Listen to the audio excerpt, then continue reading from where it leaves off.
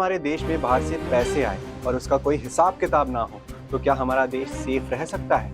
आज बात करेंगे FCRA अमेंडमेंट बिल 2026 की, जो विवाद का केंद्र बन चुका है। FCRA का मतलब है फॉरेन कंट्रीब्यूशन रेगुलेशन एक्ट, जो भारत में NGOs या ऑर्गेनाइजेशंस बाहर से पैसे लेते हैं उनको रेगुलेट करता है। अब ऑपोजिशन के कई लीडर्स जैसे पिनरई विजयन, राहुल गांधी, ममता बनर्जी, अरविंद केजरीवाल और MK स्टालिन कह रहे हैं कि ये बिल खतरनाक है, एंटी माइनॉरिटी है और सिविल सोसाइटी को दबाएगा।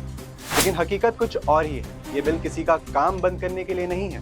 ये सिर्फ एक सिंपल रूल एनफोर्स करता है कि अगर आप बाहर से पैसे ले रहे हो तो आपको ट्रांसपेरेंट होना पड़ेगा। कोई भी मजबूत देश बिना चेक के फॉरेन फंडिंग अलाउ नहीं करती। ये राष्ट्रीय संप्रभुता का बुनियादी सिद्धांत है। अब एक अहम पॉइंट, ऑपोजिशन बोल रहा है कि अगर FCRA लाइसेंस रिन्यू नहीं हुआ तो ऑर्गेनाइजेशंस बंद हो जाएंगे। पर सोचो, अगर कोई लाइसेंस सिस्टम है और रूल्स फॉलो नहीं हो रहे हैं तो कॉन्सिक्वेंसेस तो होंगे ही ना। ये कोई नया रूल नहीं है, ये हर सिस्टम में होता है। कंप्लायंस ऑप्शनल नहीं होता। एक और इशू उठाया गया कि गवर्नमेंट एक अथॉरिटी बनाएगी जो फंड्स को मॉनिटर करेगी। इसको वो कंट्रोल बोल रहे हैं, पर एक्चुअली में ये क्लैरिटी है।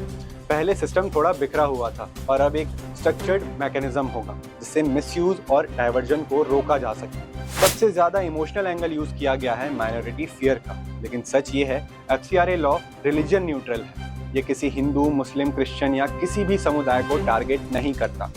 तो बिना प्रूफ के इसको एंटी माइनॉरिटी बोलना सिर्फ राजनीति है। और एक बड़ा मिथ कि ये बिल गरीबों के एजुकेशन और हेल्थ केयर को नुकसान करेगा। असलियत, जो जेन्युइन ऑर्गेनाइजेशंस हैं उनको कोई प्रॉब्लम तक नहीं होगी। वास्तव में पारदर्शिता बढ़ेगी तो लोगों का विश्वास भी बढ़ेगा और फंड सही जगह यूज होंगे।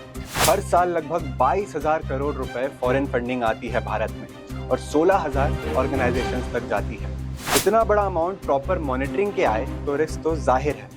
फाइनेंशियल फ्रॉड, आइडियोलॉजिकल इन्फ्लुएंस और यहाँ तक कि सिक्योरिटी थ्रेट्स। ये बिल इन्हीं रिस्क को कंट्रोल करता है और ये सिर्फ भारत ही नहीं कर रहा है। बहुत सारे देश जो डेवलप्ड कंट्रीज हैं फॉरेन फंडिंग पर स्ट्रिक्ट रूल्स लगाते हैं। तो भारत अगर अपने सिस्टम को स्ट्रॉन्ग बना रहा है तो ये नॉर्मल है और ज़रूरी है। अंत में एक सिंपल बात, जवाबदेही लोकतंत्र के विरुद्ध नहीं होती, जवाबदेही ही लोकतंत्र को मजबूत करती है।